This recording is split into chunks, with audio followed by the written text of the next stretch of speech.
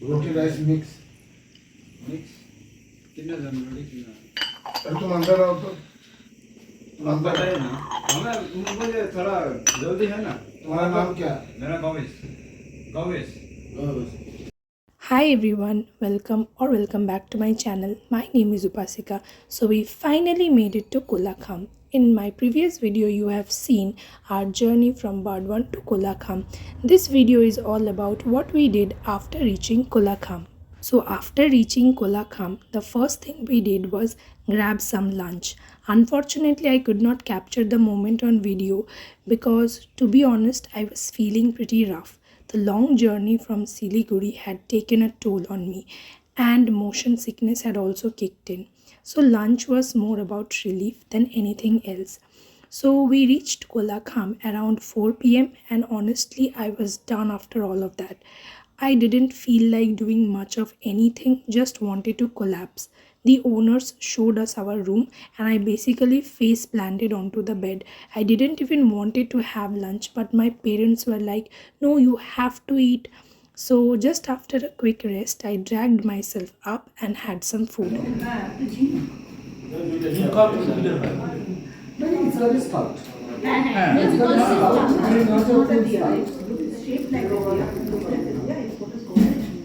I know. I mean, it's shaped like a V, so that's it. So why would you? Why is it called the Q? It's not the No, that was the stand. Yes. সেটা হলো যে আগে বাচ্চাদের ঝিনুক দিয়েই খাওয়া না যদি ঝিনুক ডাকে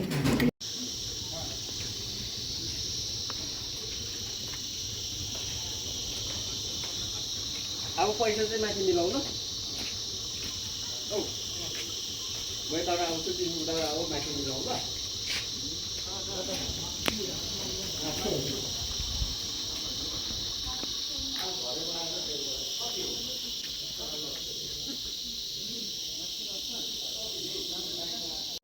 The lunch was pretty simple. It included egg curry, rice and some basic vegetables. Nothing too heavy, but it did the job. After lunch, we freshened up, took a bath to shake off the travel fatigue and then crashed for a long nap. That really helped us to recharge and then we woke up in the evening. In the evening, they gave us vegetable pakoras with milk tea. Before coming to Kolakham, we stopped at a restaurant on Sevoke Road.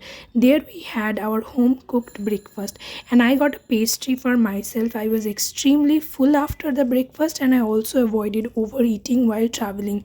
So I saved that for later. Once we got to the hotel and after our evening snacks, I pulled out my chocolate pastry and it was absolutely delicious. So dinner on our first night in Kolakham was an interesting experience. Homestays usually ask you for your food preferences and mostly it's egg or chicken because that's what people usually go for. But my mother was pretty much particular about halal food, so she asked if they serve halal chicken or not. The guy taking our order was like, "What is halal?" When we experienced, he said nobody really bothers about halal in this area and it is also not available anyway. So we said, okay, we will have fish instead for our dinner. But guess what? They served chicken at the dinner table. And we were like, but we asked for fish, right? And they said, no, only chicken is available. Since we knew it was not halal, my mother skipped it completely. My dad ate it guilt-free.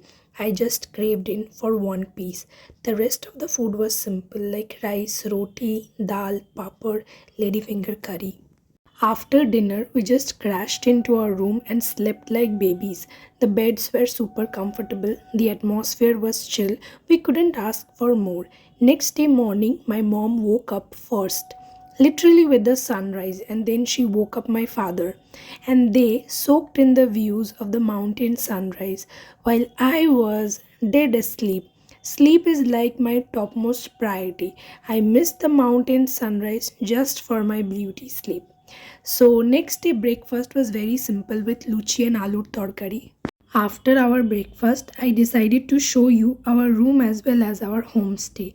Our homestay's name was Kolakham's Delight. It is located in Kolakham village near Lava. It is situated approximately 7 kilometers from Lava and 4 kilometers from the Changi waterfalls. The homestay's charges were rupees 1600 per person per day, and that included all meals like breakfast, lunch, evening snacks, and dinner. But if you wanted something extra like momos or Maggie, which are by the way super popular in the northeast, then you will have to pay extra for that. My dad had a few extra cups of tea, so we had to pay rupees 20 for milk tea and rupees 10 for black tea per cup. I am not bragging, but our room was the best one in the entire homestay. It was also the biggest in the whole homestay. There was so much space to just chill.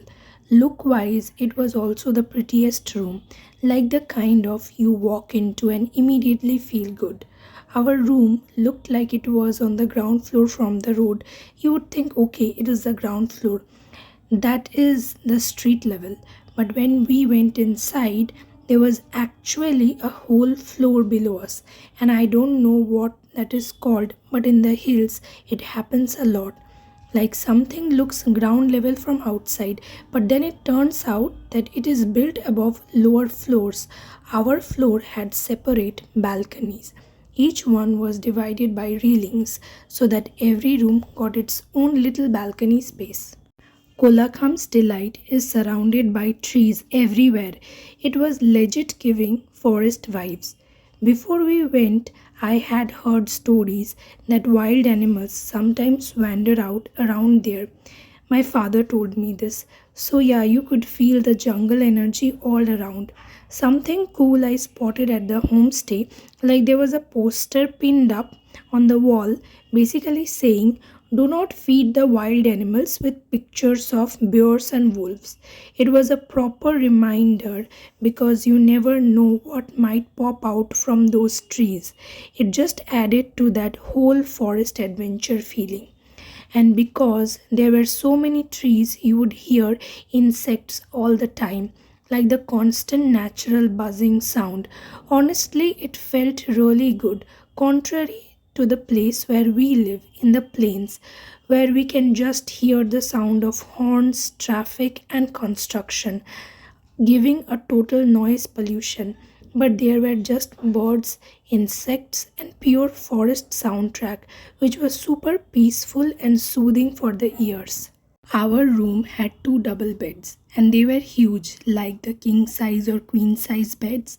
Between them was a small table where we kept our phones, chargers, water bottles, and other stuff, and the washroom was right next to the beds, just attached. Also, there were two living room chairs made of jute, and between them was a center table with a glass top. We kept our essentials on that too. On one side, there was a wardrobe with literally no door, and there was a very long mirror attached to the wall, and there were 2 or 3 wall paintings. Right next to the wardrobe, there was a very small dustbin, and out in the balcony, there were 2 chairs. From there, you could easily see Kangchenjunga very clearly. It was such a beautiful view, and you could also spot the other hills around it. The closest view from the balcony was actually 2 villages. But here, a village does not mean like we have in the plains. It just means a small cluster of maybe 7 or 8 houses, usually all belonging to the same family. So you could see one cluster, then a kilometer or two away, another cluster of houses from another family. People live close together like that. In the balcony, there were also a living room chair hanging from the ceiling. Now, I don't know if it was for decoration or if people were really supposed to sit on it, but it looked really horrible. And honestly, nobody would dare to use it. Even putting a baby on it felt unsafe. And since the balcony was on the first floor, if anyone fell, it would be really bad, especially in the hills. So after we finished breakfast, we went out for a walk nearby, just exploring within about 1 kilometer of the homestay. Right beside the homestay, there was a staircase. The family who ran the homestay used those stairs to go down to their own home. My mother and I decided to go down that staircase anyway. So after a few steps there was a school and an NGO office, but both were closed because of the Kali Puja holidays. My mom had fractured her leg last year, so she cannot walk too much because then it starts to hurt her legs. So she sat down on the school stairs and I went a little further down by myself. I went down alone, just holding my phone, and I did not came across a single human being. It really felt like I was the only human there, like I have landed on some other planet that had everything for life but no people. It was kind of spooky and adventurous, like exploring everything by myself. The stairs were although made of cement and they were just kept getting down and down like they would never end. Also, there were forests on both sides, so it was just never ending stairs cutting through the trees down and down. The first thing I noticed was a cement water tank with a pipe, which was finally a proof that people lived there. A few steps further down, I reached the houses where the locals lived, meaning the homestay family and their relatives. One thing I noticed that their washrooms were not a part of their main house at all. They were built separately a little distance away. And there were also so many flower plants everywhere, which made it clear that they really love nature and flowers. The front doors were decorated with flowers, probably because of Kali Puja and Bhaipota. While I was walking around with my phone, although I could not see anyone, but I don't know if someone was watching me from inside the houses. I thought about how tiring it was just to do it once, going up and down all those stairs. These people do it every day, multiple times. They must be super healthy. And of course, a few of the main doors of the houses were open, but obviously I did not went inside. And outside I noticed, like in the grassy areas, clothes were spread out to dry in the sun, as someone had just washed them and left them to dry.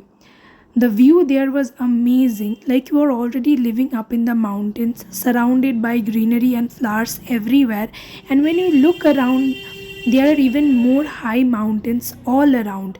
And waking up to that every day must be a blessing. It is so beautiful.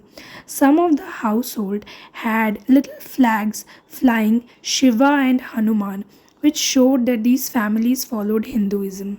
I wandered around with my phone camera until I reached a narrow cement path, which was not stairs and not really a road either. I figured that it must be the edge of a place, and then I decided that okay, I have seen enough.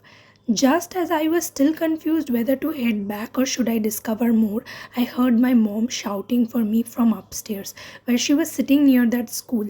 I knew I had to hurry, but when I started climbing, I felt awful. I could not even open my mouth to answer her at that point. I was breathless. My body was stiff and I was running out of oxygen. Somehow I dragged myself up until I was close enough. Then I finally shouted loud enough, and that calmed my mom.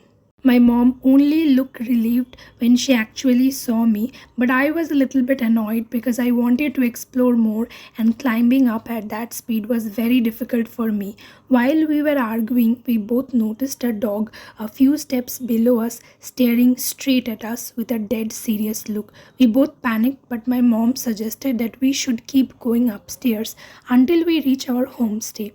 That dog was also started following, but still we kept going. My mom was pushing me that don't stop, keep going. We were pausing, but still we were going upwards, and that dog was also following. So we were taking a few steps and then we were pausing and we were trying to act normal because we knew if we ran, the dog would also run too. We pushed on until finally the dog gave up and went back down. I looked later and couldn't even see it. Once we got back to our room, I could finally breathe again. In the afternoon, we ate a light meal with rice, vegetables and egg curry, and evening snacks were as usual with veg pakoras and tea. For dinner, we skipped chicken and had paneer instead with rice, roti and vegetables. After our dinner, I asked them if I could film their kitchen and they said yes. So me and my mom went inside their kitchen while my father stayed in the dining area talking to another Bengali tourist. Inside their kitchen, the first thing I noticed was in a kitchen rack a phone, and in that phone in YouTube, Kishore Kumar's songs were being played. The songs were playing since a very long time, like they were working while listening to them.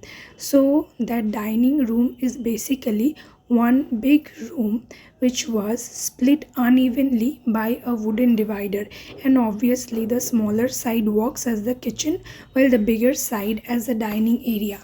So yeah, that's it for this video. I hope you liked my vlog, and do let me know in the comments what you like or don't like about this. So yeah, bye bye and thank you for watching.